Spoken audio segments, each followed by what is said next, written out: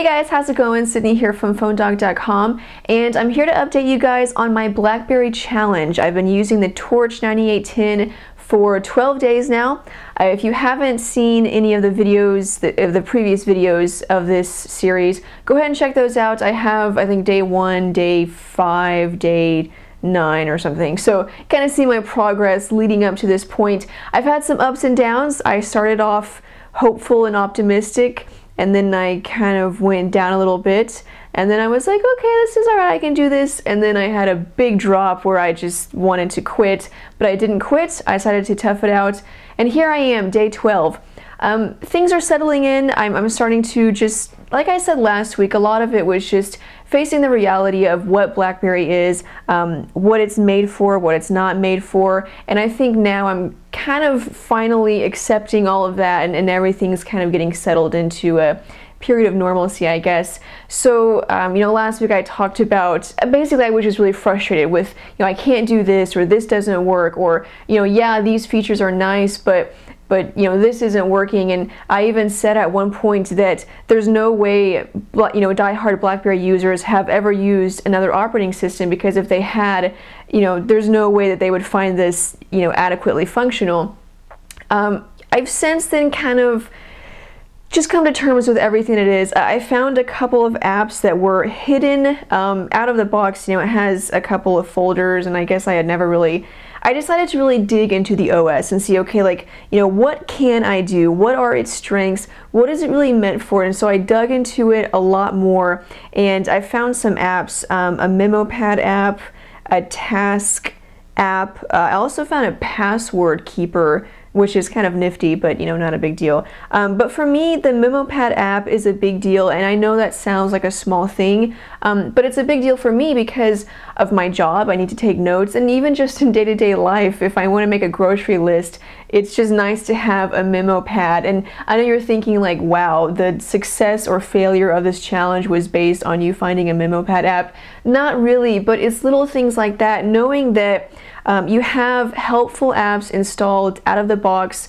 One, because it's just nice to have. It's nice to know, okay, I can turn it on and it has this app. I don't have to go search for it in the app market because, you know, the selection basically sucks. There's just not a lot of apps. And also, most of the good apps are paid, and not just, you know, 99 cents. They're like $2, $3. And so having it, you know, pre-installed is really nice. And also, I think I kind of just got used to that. With Android, they come with tons of pre-installed apps, but also the OS that I used most recently was Windows Phone, and so you had Microsoft Office out of the box, and so I used OneNote a lot for notes. I could have, you know, different notes, like, and pin them to my start screen, and so I got used to that, to the convenience of that. And so when I switched to BlackBerry, I knew obviously I wasn't going to have Microsoft Office and OneNote, you know, which wasn't that big a deal because, I mean, I use a Mac, so I don't use Office really ever, but just having that app was nice. And so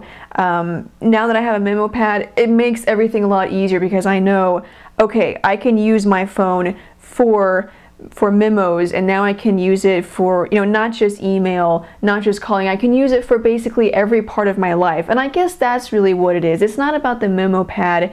It's that, okay, can I use this in every part of my life? Okay, yeah, it might be good with email, and, you know, yeah, it might be good with, it might have a great keyboard, but can I actually use it in every part of my life? Social networking, email, when I need to, you know, write memos, if I need to web browse, if I want to check NBA scores, can I use it for all of those things, not just email? And I think I'm kind of getting some missing links. I'm still not really satisfied with not having an ESPN app, but I've talked about that already. And so, you know, having the memo pad app or the task app, it's kind of like these missing links that I'm really finding. Also, I've been using Slacker Radio a lot more. I had kind of turned away from it just because, you know, for whatever reason, I just wasn't using it as much. I started using it a lot more lately, and even listening to music, just, you know, whenever I'm working sometimes or whenever I'm working out. And it actually works really well. And actually, Slacker Radio on BlackBerry works better than Slacker Radio on Windows Phone,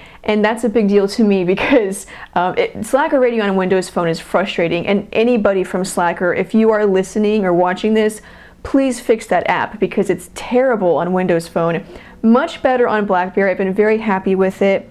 One other thing, I was talking about email earlier. I am noticing how it is good with email. I mentioned in the last video how, yeah, I can send and receive messages, but that's not any different from any other OS. I'm starting to notice that getting emails instantly is really nice. I think I kind of took that for granted in my whole period of frustration, but now I'm like, you know what, this is actually very nice, because with an Android phone or with Windows Phone, it was, whenever you set it to sync, which could be, every 5 minutes or every 10 minutes or 15 minutes. With Windows Phone, I noticed that sometimes it would be like every 15 minutes. I would have gotten an email like half an hour earlier, and maybe it, I don't know, for some reason an error, or maybe it, happened to skip the syncs. I have no idea what, but for some reason with Windows Phone and Android, you just don't get your emails as quickly as you do on BlackBerry. It's pretty much instant, and so that's actually nice. I'm still having a problem with it syncing with my inbox. Whenever I check it on my computer, it will still show a new message on my phone, and somebody gave me a tip on how to fix that. I tried that tip and it didn't work. So if you guys have ever had that problem, I don't know, maybe a couple of tips on that would help. But that's pretty much where I'm at right now. I'm starting to settle into it. I'm finding the missing links. I'm starting to see, okay, I can actually use this in every part of my life. That's it for me. Check back in a week, and I will give you guys an update. In the meantime, keep it on PhoneDoc.com. Aaron is updating you guys on his Galaxy Note challenge, so you can see how that's going. He actually cheated. He cheated a little bit, so be sure and watch that video to see how his challenge is going. But I'm Sydney. I'll see you guys later. Bye.